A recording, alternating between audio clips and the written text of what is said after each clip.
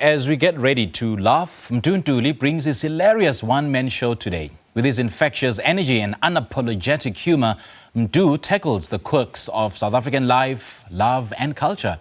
His side-splitting entertainment, tears and laughter that will leave you begging for more. From everyday observations to thought-provoking commentary, his comedy promises to entertain, to inspire and challenge your perspective. He joins us now virtually to talk about his comedy journey. Mdu, a very good morning. Thanks for joining us. Welcome. Good morning and good morning to the viewers at home. How are you? Good. How are you, man? Good to have you. Good to see you. First of all, let's talk about who Mdu Ntuli is. What really inspired you to become a comedian and how would you describe your comedy style? Mdu Ntuli is from Siyabusa. Grew up here in Mpumalanga and Gwandebele. And I actually got to do comedy through different cultures, from different people speaking different languages, and that's what inspires me. So do you also do your comedy in Isindebele? Yes, in all these languages, actually. And I get to learn a language sometimes for the sake of the joke, which is making me relevant wherever I go. And what's the most challenging part of being a comedian in South Africa? It's having to, when we travel around the country doing comedy, it's having to perform for people who are actually, who don't understand, or maybe traveling without, I would say, or put it like this, maybe if you travel to a place where you are unable to speak their language, then that's a bit of a problem, because you need to be relevant wherever you travel to. How do you handle that though? I mean, when you get to a place where people don't understand your language. Here I am saying that sometimes I get to learn the language for the sake of the joke, to stay relevant.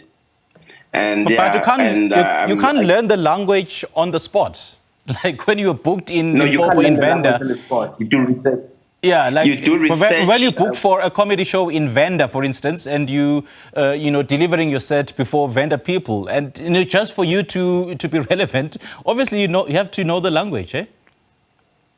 Here's the thing: is I do research, write few ideas before I go to Venda, and then I know what I'm gonna be talking about. Okay. And your comedy often touches on everyday South African life. Can you elaborate on that? What is it specifically that you focus on? I focus on people speaking different languages. I focus on different tribes and the stereotypes. That's what I normally do, and I get to research about quite a number of things that people do, that people eat, that people live with every day. So I get to write ideas through that.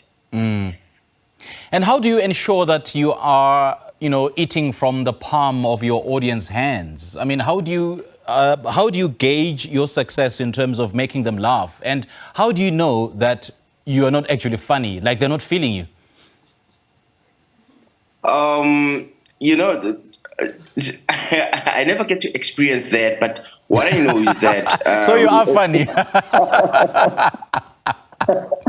Honestly, I never get to experience that. The thing is, wherever I go, I make sure that my audience is going to eat from, is going to have, the material that I prepared for them is going to just get relevant to them. So I never get to experience that, because I perform everywhere, every country. It could be a club, it could be a theater, or any other casino that I could mention. So I feel like I'm doing very well, and I give them what they deserve, because I do research before I go on stage. And how do you then draw the line between offending people and just making people laugh? Because comedy is just that. It's meant to make people laugh. What is very important as a comedian is I do research.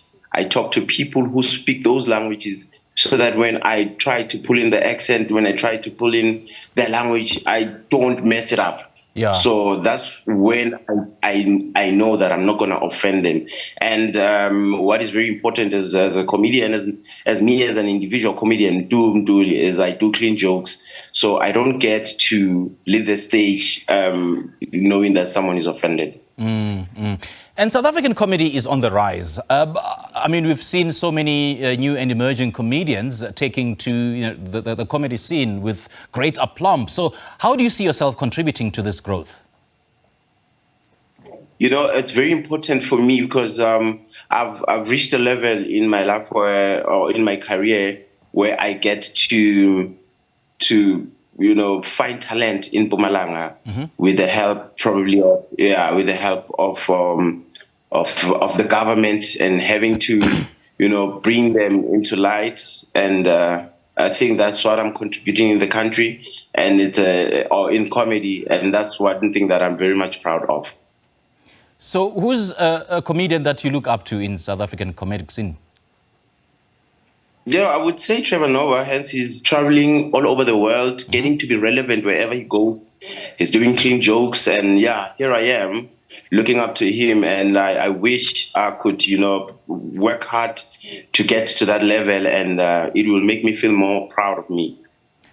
And what is it about him? What is it about Trevor Noah that really fascinates you? Is it his delivery of his set, or is it his content?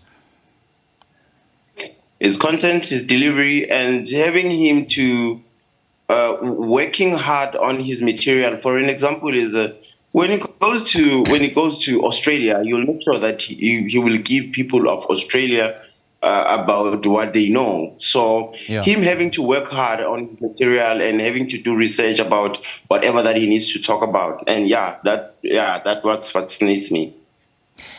Mdu, I've heard this thing of comedians stealing each other's jokes. Just how prevalent is this? And have you experienced such? Yeah, quite a number of comedians, especially the comedians that are actually starting out comedy. I wouldn't blame them because sometimes they look up to a comedian and they feel like if they could just perform like this comedian, and sometimes the mistake is just stealing the jokes. And they grow out of this thing, and then I know that at the end of the day, they get to write their own material because they actually found themselves out of, performing someone's joke. So how would you deal with that? Would you, would you take it up with a comedian, or would you just make it a joke out of it? I'm making it a joke out of it because,